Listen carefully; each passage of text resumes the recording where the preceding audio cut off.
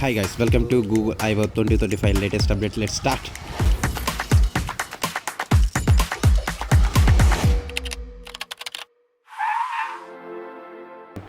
Number 1 Veo 3. ఈ Veo 3లో మాత్రం మనం గూగుల్ లాంచ్ చేసిన ఏఐ టూల్లో మాత్రం ఇంతవరకు ఉన్నటువంటి ఏఐ టూల్స్తో కంపేర్ చేస్తే ఇది వీడియోస్ జనరేట్ చేస్తుంది. బట్ ఇంతకు ముందు ఉన్నటువంటి వీడియోస్ జనరేషన్కి దీనికి తేడా ఏంటంటే లిటరల్లీ ఇది ఒక బ్యాక్గ్రౌండ్ ఇమేజ్, ఒక వీడియోని, ఒక రియలిస్టిక్గా ఉన్నటువంటి ఎన్విరాన్మెంట్ని, మోర్ ఓవర్ ద వాయిస్ని అయితే మాత్రం యాజ్ ద రియలిస్టిక్గా బిల్డ్ చేస్తుంది. అయితే ఒకసారి మీరే చూడండి ఎంత రియలిస్టిక్గా ఉంది ఇక్కడ ఈ వాయిస్ మాత్రం. ఈ వీడియో క్లిప్లో చూడండి.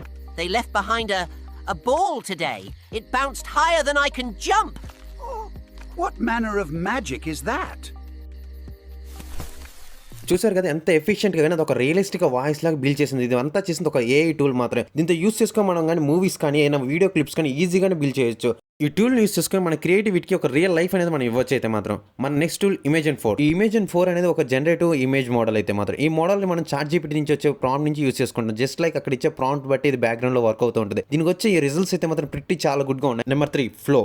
ఈ ఫ్లో అనేది జస్ట్ లైక్ ఒక మూవీ క్రియేషన్. లాస్ట్ టైం మన వియో 3 చూసుకున్నప్పుడు జస్ట్ ఒక వీడియో క్లిప్ మాత్రం క్రియేట్ చేస్తుంది. బట్ ఈ ఫ్లో యూస్ చేసుకుని మన క్రియేటివిటీని లైవ్గా ఒక మూవీ లాగా మనం రిప్రజెంట్ చేయొచ్చు. ఇది పిక్చర్స్ చేస్తుంది. పిక్చర్స్ లోపల ఇన్సర్ట్ చేసి ఒక మూవీ క్లిప్ లా చేస్తుంది. అలాగే మనకు పర్టికులర్ క్లిప్లో ఎక్కడైనా మనం తీసేయాలన్నా కానీ ఎడిట్ చేయాలన్నా కానీ ఈజీగా మనకి హెల్ప్ చేస్తుంది. నెక్స్ట్ ఒక క్లిప్ని ఎక్కడైనా ఎక్స్టెండ్ చేసుకోవాలన్నా కానీ మనకి ఈజీగా హెల్ప్ చేస్తుంది. క్లిప్ని మన ఓన్ క్రియేటివిటీగా అక్కడికక్కడ చేంజ్ చేయాలన్నా కానీ చేసుకోవచ్చు. ఈ ఏఐ టూల్ అయితే మాత్రం క్రియేటర్స్కి అయితే మాత్రం చాలా పనికి వస్తుంది. మాత్రం బెస్ట్ ఎవర్ యూజింగ్ ఒక చిన్న ప్రాంప్ట్ ఇచ్చి ఎంటైర్గా క్లిప్ మొత్తాన్ని చేంజ్ చేయొచ్చు.